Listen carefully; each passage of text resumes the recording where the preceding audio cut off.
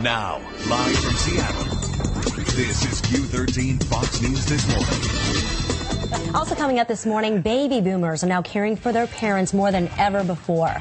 Now, one man has taken his own experience and used it to start a senior care business right here in our area. He will share his inspirational story about life and love. Straight ahead, we've got a heartwarming story for anyone taking care of an elderly loved one.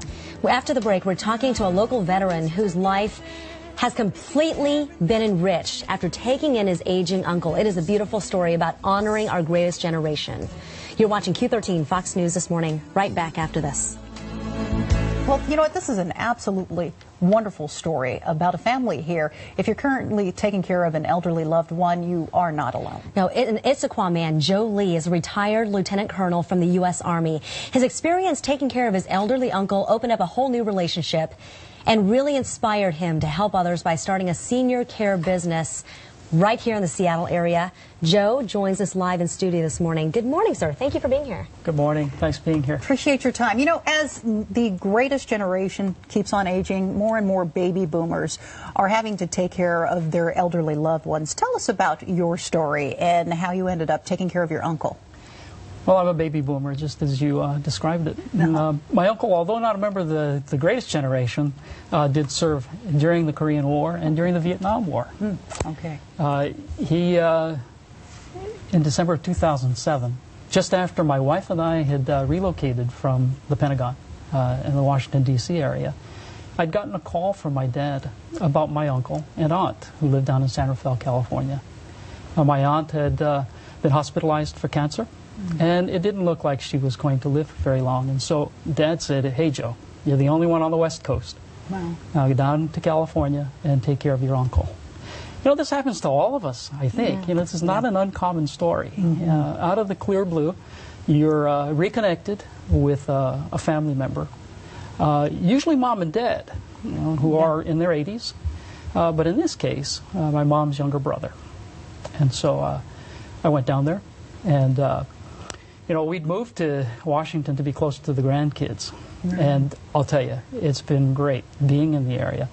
But we ended up with more than just the grandkids. As it turns out, my auntie passed away. Oh, and so in 2007, Uncle came to live with us here in the Issaquah area. And what a blessing. It's just an absolute blessing. You never looked at this as a burden, ever. And tell us how it felt to you, how it feels to you now, and you really rekindled this relationship with your uncle. Yeah, I remember my uncle. You know, he's the guy who used to play basketball, played volleyball, always a hard charger. You know, always used to read about him in letters that my mom would get from Korea and Japan and from other places where he served. But never really got to meet this uncle. He was just out there. When I finally did, in December of '07, I saw my mom all over him. Oh, wow. He kept telling me, Joe, I don't want to be a burden to you or anybody else. And I said, Uncle, you're not a burden. You know? But that generation always thinks that, you know, if they've got to lean on somebody, it's a burden. Yeah. And I keep trying to reassure him that that is not the case. He's brought me so much. I've learned patience. I've learned compassion. I've earned a deep respect for him and the legacy that he leaves behind. He has problems with memory like a lot of 80-year-olds do. But I'll tell you, he may not remember what he had for breakfast, but he can remember being a 14-year-old at the start of World War II, having an ID card that he absolutely had to have on his person under punishment, under fear of substantial punishment, and the gas mask. And the blackout curtains. Really? You know? Wow. You can remember all of those things from years ago. Wow, wow. Well, you know, that's got to be a treasure to still have him be able to pass along those stories to you and just kind of reminisce on a time that's long gone. How is your family adjusting to having him there, the grandkids and everybody? Well, Christmas is different. Yeah? Yeah. Well, we now have the generations all there at the dining room table. Uncle representing the grandparents to the kids, and we've got the grandkids, our own grandkids, so the room is always crowded. That's so nice. And so this situation all led you to open up Home Helpers. How did you come up with that? How did you come up with the idea, and what kind of services do you guys provide? Well, Home Helpers was really easy because when Uncle came to us, there was no way that I could stop driving the bus, which I do for the Issaquah School District, and still take care of Uncle. And so I had to reach out, and I did. But it was hard finding a company that I would be satisfied with. I wanted a company that had a network of good helpers. And here in the Seattle area, there are 3 home helpers franchises that I can reach out to and rely on. Heidi up in Linwood and Barbara out in Woodinville. And if I needed help elsewhere, I have a network across the nation to reach to. And that's why Home Helper came to mind for me. And that's why I started that business. It really isn't a business. You know, we all have the same sort of compelling reasons for getting into this caring business.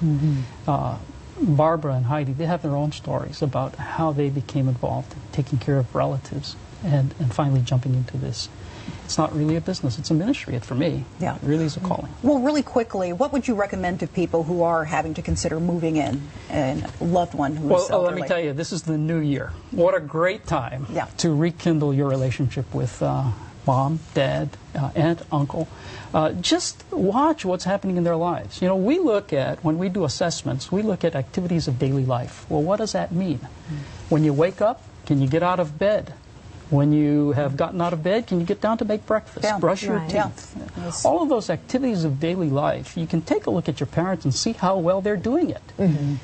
Characterize them as independent, or needs help, or dependent, or cannot do. And keep a matrix of those activities that they really need help with. Okay.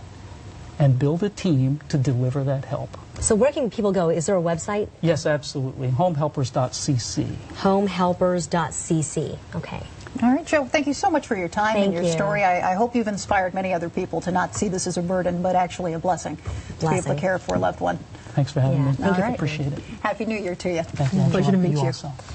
It is one of Seattle's most colorful and delicious